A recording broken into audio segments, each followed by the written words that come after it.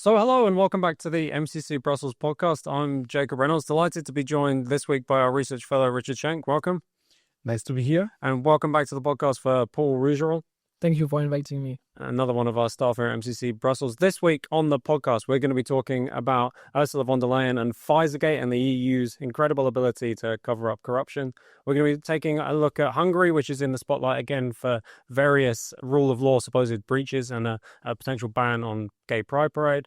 We're also going to look at Manfred Weber, who's accused all right-voting people right across Europe of being just like the Nazis. And of course, we're going to touch very briefly on that slap that was dished out to Macron.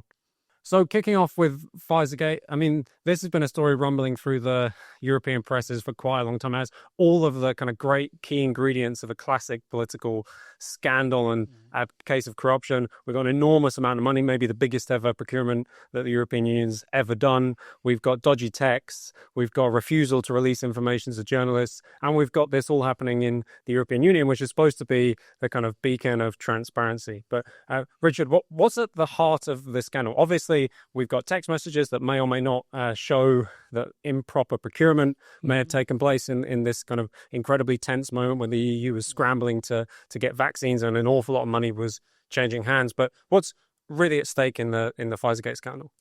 Well, what's at the core? It's Regulation 1049/2001. And before our audience falls asleep, this is a very sharp sword that the European public has to hold the European institutions into account.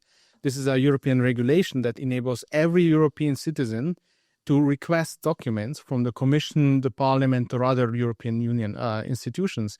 This is super important to keep these institutions into account. You can basically go and ask the Commission President Ursula von der Leyen what document she had regarding the negotiations with one of the biggest issues back at the time in 2021, if I'm correct, or late 2020. When the European Union was negotiating this huge contracts with the pharmaceutical companies for COVID vaccines. So everyone is entitled to ask the Commission for these documents. And some journalists did from the, I forgot the outlet, that doesn't matter. And the European Commission basically said WhatsApp messages are not, or other kind of text messages are not documents, so they don't have to disclose it. And this is completely not in line with, because there were rulings issued on this, what constitutes a document and what not. And it was always the case that the European Commission had to release also text messages if somebody asked for them, because this is also some kind of document, an official email, so to kind, just in life, between parties there and back. And the Commission didn't want to disclose these text messages.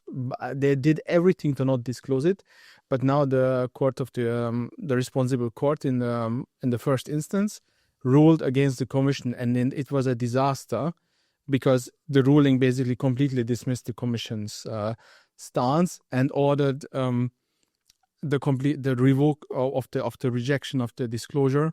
So now the same journalists can go back to the Commission and ask for the disclosure of these text messages. It's likely, though, that because this was only the first instance, that the Commission will go to the next instance and file a complaint against the first ruling. Nevertheless, this is a huge. Already now, it's very clear that these text messages have to contain something very important that the Commission does not want to disclose.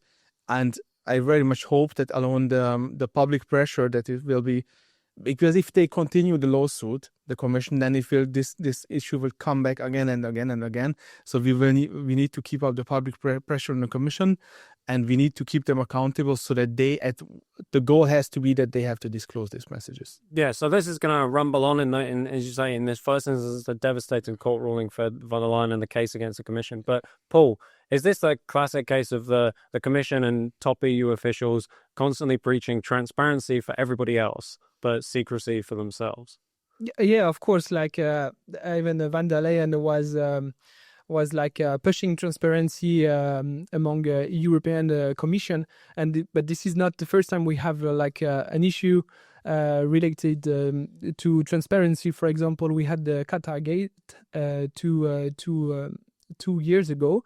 I think, if I remember well, up to 1.5 million of euros have been found in cash at places related to European Union people. And where does it come from? Is it from Qatar? Is it from Morocco? We don't know much. There was like the football cup, international football cup in Qatar display. So of course they wanted like to clear their image in front of the world. So it might be the reason, we don't know. And the issue is that how can the public trust European Union institution? I just take my case as an example. I wanted to withdraw 5,000 euros in cash just to buy a second-hand motorcycle in Germany. No bragging on the podcast. There is no bragging. 5,000 second-hand motorcycle left. I don't think it's bragging. But like it has been denied at first. Then I was a bit pushing, and like my bank asked me for a good reason to withdraw this like big amount of cash. And then I had like to go by car to France to withdraw exceptionally 2,000 euros in cash. So not the amount I was asking for. And it was only accepted by one of the 5 banks I asked. From where my account is. Well, you should have just told them that you were going for a meeting with a European Parliament official. Yes, I would have get instantly like the cash I want. And like the problem is even bigger because I noticed that only 37% of MEPs are declaring their meeting with the lobbies that are like registered to the European Union institution. There were, I think, there are around 12,000 lobbies registered, and only 37% of MEPs are declaring their meeting with them.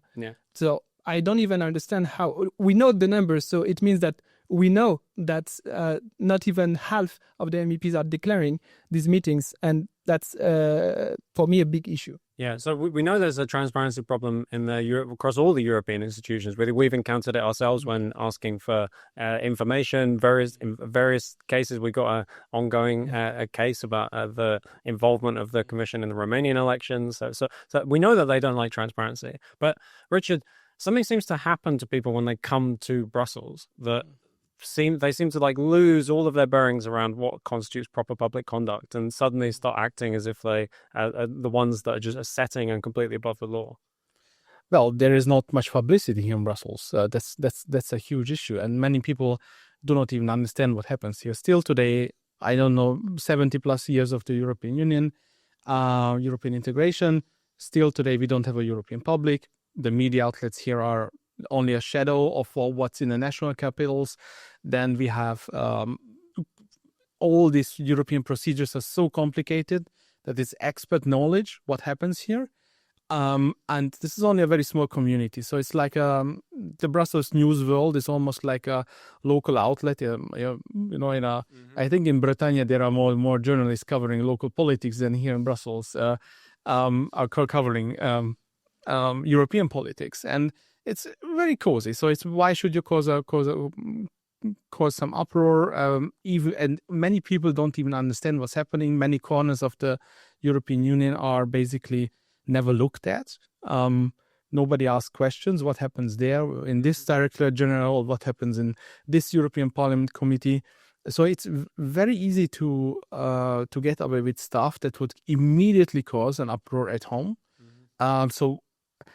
I mean, everybody just should think about recent political scandals in their homes. Think of the local government in your city or in your village. And I'm pretty sure if there would be 1.5 million euros of mismanagement or corruption scandal that is linked to your mayor, that people would be all over this mayor, and he would have trouble getting reelected. This is not the case in Brussels. We don't have this direct link between public and responsible officials. So moving on, turning to Hungary, been a week or a couple of weeks where things are ratcheting up in rule of law terms against Hungary. We've got new initiatives from the European Parliament to try and force a suspension of more funds from Hungary. We've got the mounting scandal over the so-called NGO law that Hungary's in the process of adopting, which restricts which enforces transparency for NGOs operating with foreign money in Hungary. But we couldn't avoid mentioning what is probably the biggest political scandal surrounding Hungary at the moment, which is that the government's in the process of putting forward legislation which would potentially ban the Pride LGBT Pride parade that takes place in Budapest every year. Now, Richard, lots of people like to paint this as a direct attack on democracy or freedom of speech or the right to assembly. We know that these people couldn't care less about the right to assembly because none of them so much as raised an eyelid when we were under attack on here in Brussels by people trying to shut down our events, and nobody ever talked about freedom of speech or assembly then. But what is this? What is the real kind of root of the drama around the Pride Parade in Budapest? Well, if you look into the Pride parades across Europe and in the entire world, how they have developed over the recent years, it used to be about gay culture, and I think there is a generally high acceptance for gay culture nowadays, especially in the bigger cities, and many people accept a normal pride. But this led to a kind of like that needed to go further to get more attention and it became more and more less about gay and lesbian culture and much more about new fringe groups. You know, when I was in Munich and sort of my last Pride, people were around and in diapers and going in. It was the diaper king group or whatever. And I mean, this is something that is not accepted by everyone, and that raises more than some eyebrows. So, and this was the reason why the Hungarian government said, okay, Pride is allowed, but under conditions where all these very weird groups are cannot be seen by children and whatsoever. Obviously, this made the Pride in this form impossible, but nevertheless, the Pride in its old form would have been possible still, or they could have just used the private venue because this is also still allowed. And I think even you don't have to agree with this assessment of the Hungarian government, but I think it is the right of the member states to regulate this cultural issues, manifestations, demonstrations, how the youth should be protected from these issues. This is not an EU competency. This is something that should be left to the member states. They are vastly different cultures. People react to this differently in Amsterdam than they do in Constanza, for example. Yeah, should be up to the people in the city to decide how they see this. Yeah, of course, the opponents here, as it were, our opponents here, are very quick to say that the European Union is a union of values and that our fundamental values are being broken when Hungary suggests that maybe it's not a particularly public-spirited act to go walking down the street in a diaper or dressed as a dog with a leash on or whatever kinds of displays are on show there. Paul, one of the things that's kind of interesting about this is that Pride as an institution, or Pride Parades as an institution, kind of used to be about challenging power in some sense, used to be about asserting a kind of independence versus power. Whereas what we have now is very different, isn't it? Because you've got an institution, Pride, which is supported by the European Commission, supported by all of the wealthy NGOs and charity organizations, and there's nothing really, as it were, countercultural in a Pride manifestation. Yeah, sure. There, like the new. If you want to be a rebel nowadays, you need to be conservative. Being pro LGBTQIA plus, we shouldn't forget any letter. That's why we have the plus at the end. Like is everywhere. I remember like 2 weeks ago I went back to France and I went to a train station in Paris, and the only flag that was displayed there at the train station was the LG gay flag. Sorry, I will put it out quicker. And I agree. Like, who is threatening now LGBTQIA plus community nowadays? It's Islamists. It's not Western societies anymore. When we have gay beaten up on the streets, for example, in Paris, it's never by like traditional Catholic or stuff like this. Even if like most of them, I think, disagree with like But with this. sexuality in that. Yeah. I'm not even talking about it, but like they don't shout it out. They don't provoke. They don't fight. They do nothing. They just live their life, and they just want to keep their children and themselves out of this. But when it's like in the public streets, then it's very hard. I agree with Richie about the fact that they can do it private. I think everything related to sexual life should remain private, and I don't think that we would accept any like straight people walking in diapers or like dressed as dog on the street. I don't understand why it should be accepted when it's related to gay community. Yeah, but Richie, nonetheless, is there actually is there at all a freedom of speech or freedom of assembly issue here, or is this because one of the things that's happening at the moment is that it's becoming like the perfect case for the European Union, where you've got increasing pressure being put on the European Commission to act in some fashion against Hungary on this, and you kind of think if they hadn't have taken these steps to kind of the march to stop the march from taking place in its current form, they'd have had to invent almost a crisis like this one. It's like the perfect thing for opponents of Hungary. Well, it's definitely a case of double moral standard. They only focus on this. Even if you say this is a freedom of speech issue, then they are like, or a freedom of assembly issue, then they are like vast cases across other member states where you can say, okay, their democratic values are being trampled upon.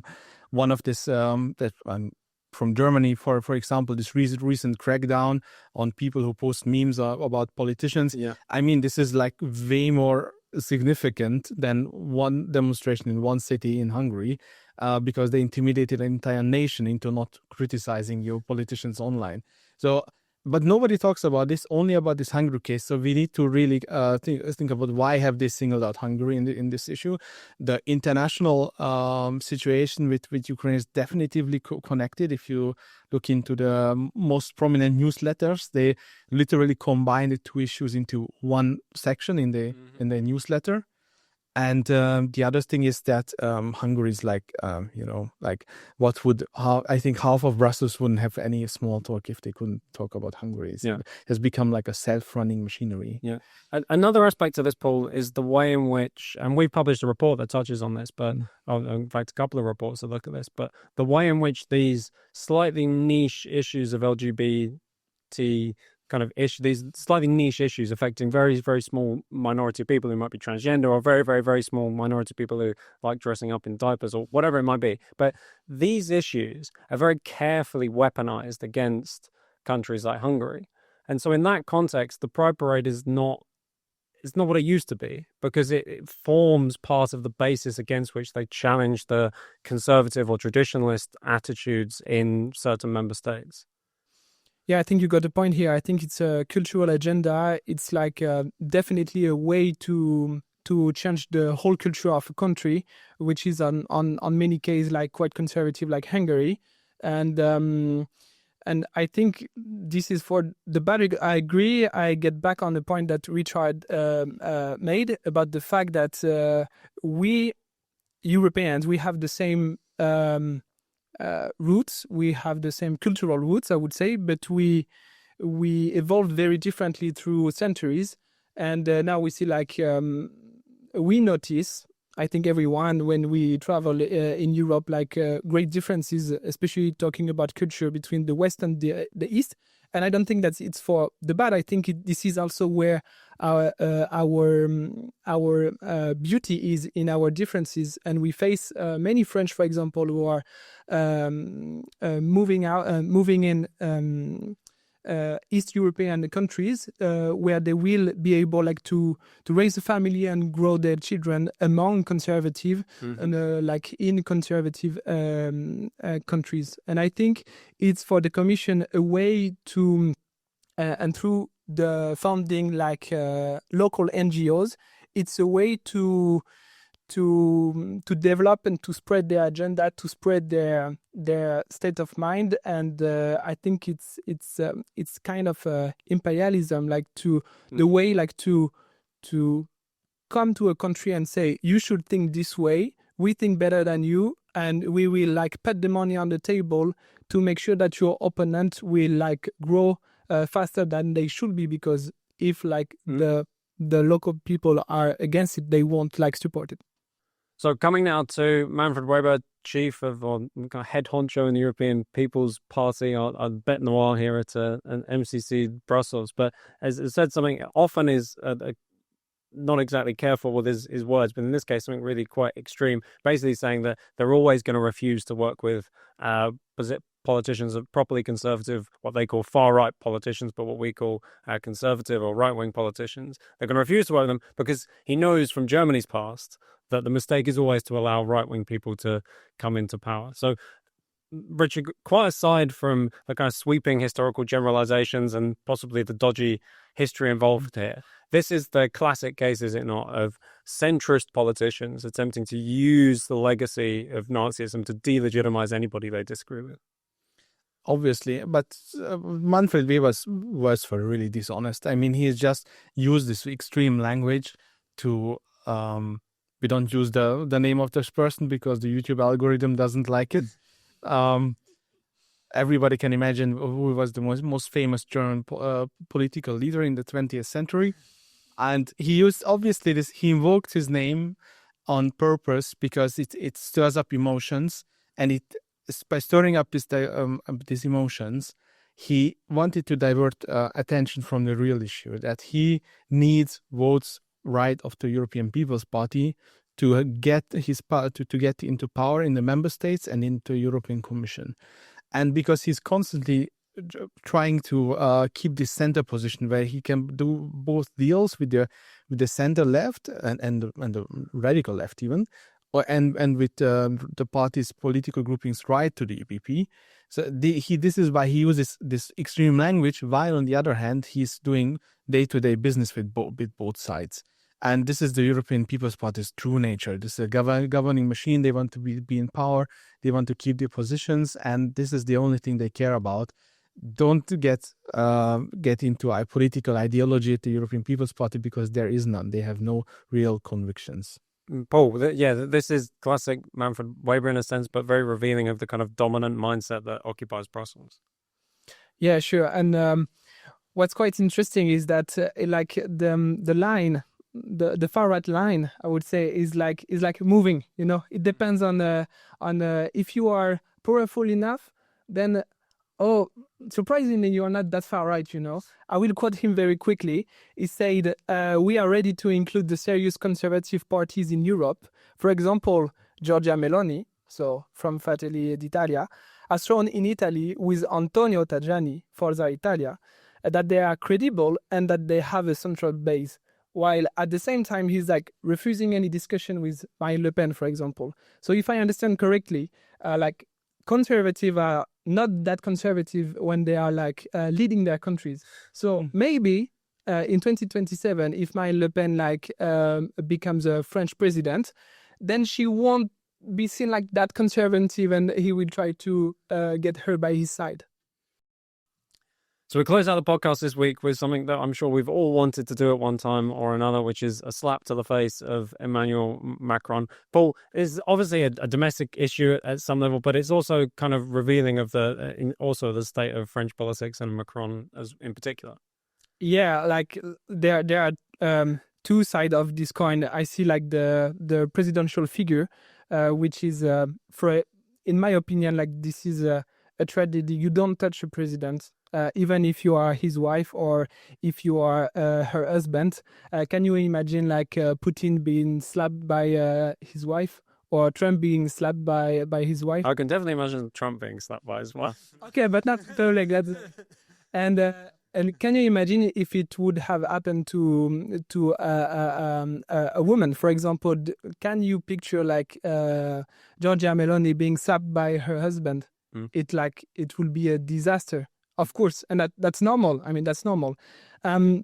So I think this is like completely shocking, and the fact it's public, and the fact like they try to make it like, oh, okay, it's fine, it's just a domestic issue. No, like you're a president, so you can't like it can't be seen. And the other side of the coin is like how quickly and how easily the French government lied about what happened. Like their first reaction was to say, "Oh, it's there are only images like generated by AI," and it served how surprisingly it served like pro-Russian media. Mm-hmm. And then when they realized that it's actually their images, so it can't be fake, then they changed the version, like they changed like the narrative.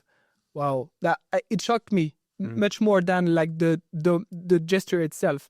It means that they can lie so easily on like this topic, and so what are they lying on? They can lie on anything else that we still didn't discover and that might be like much more important. Mm-hmm. Richard, we don't endorse violence on the podcast at all, but anything that sees Macron taken down a peg is a good thing. Not this way, because this is just weird. So we are going into tabloid territory now. But as Paul said, Macron is a head of state, and he's the most powerful politician in France at the same time. So he represents the nation, and he decides how the people will be ruled. And this is a sensitive issue, how he himself is conducting himself in the public.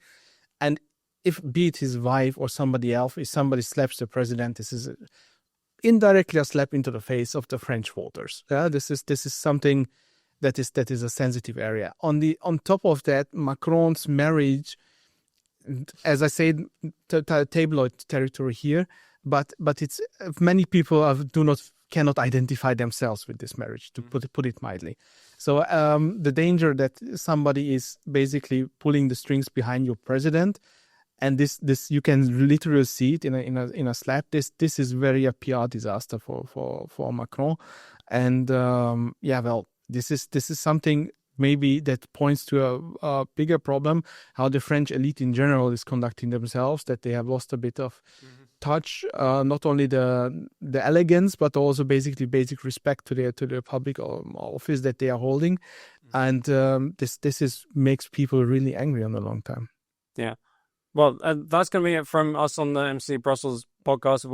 One topic we haven't talked about is the Polish presidential election, which is coming up. We'll digest the results of that next week. In the meantime, our viewers should watch. We've got a special interview on the Polish presidential election, on what it means, what the runoff looks like, what we might expect coming up this weekend. So we haven't talked about it on the podcast because our viewers can go and find that there. That will be in the notes for you to find here on YouTube. But for now, make sure that you're subscribing to the podcast. Make sure that you're leaving us a comment. Let us know how it's gone. But for now, thanks so much to Paul for joining us.